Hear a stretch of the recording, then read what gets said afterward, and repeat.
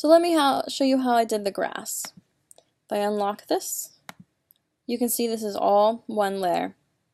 But I used two different ways to get to there, and then I merged them together. So what I started off with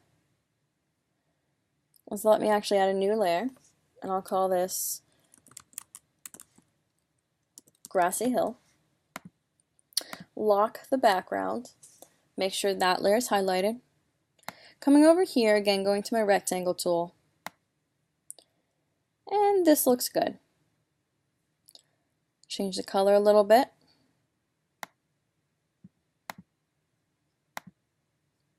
Remember, the color's there, it's just on stroke. I have to toggle the color to make it the fill, and then I want to get rid of my stroke.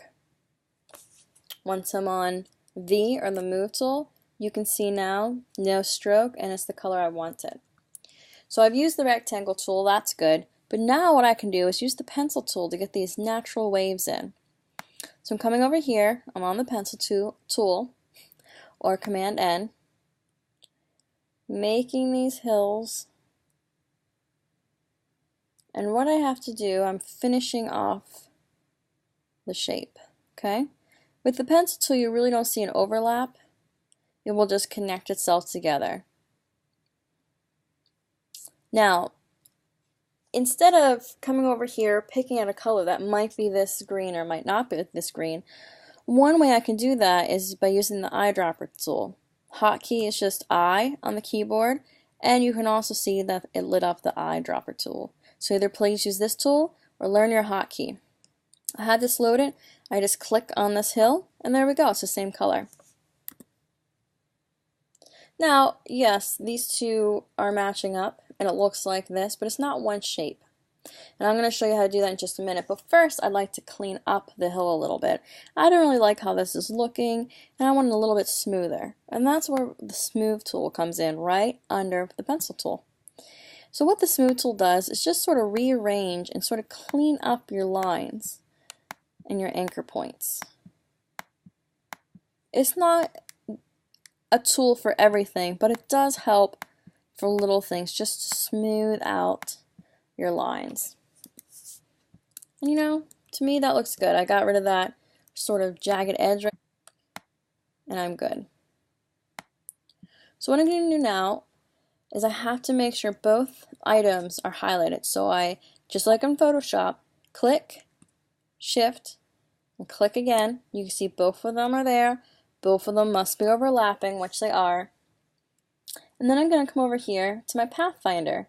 And Pathfinder is a great way. What it can do, it can unite, it can minus the front, it can intersect shapes, and it can exclude shapes. For right now, I just like to focus on the first two, and especially this one, which is unite.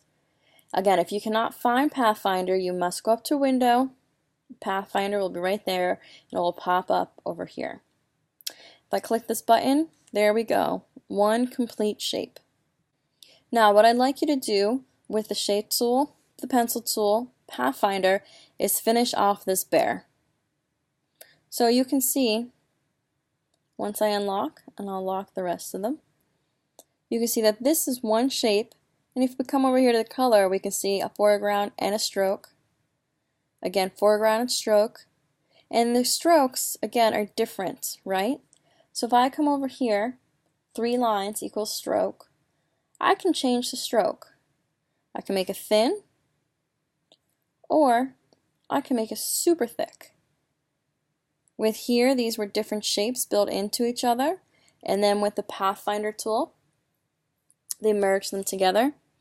Again, you can use the heart and the pencil tool, ellipse, ellipse, pencil tool, and then with this, you can create this on one layer with the background, and then use the paths inside the layer to rearrange, or you can use your pencil tool to fill in a shape that has this edge.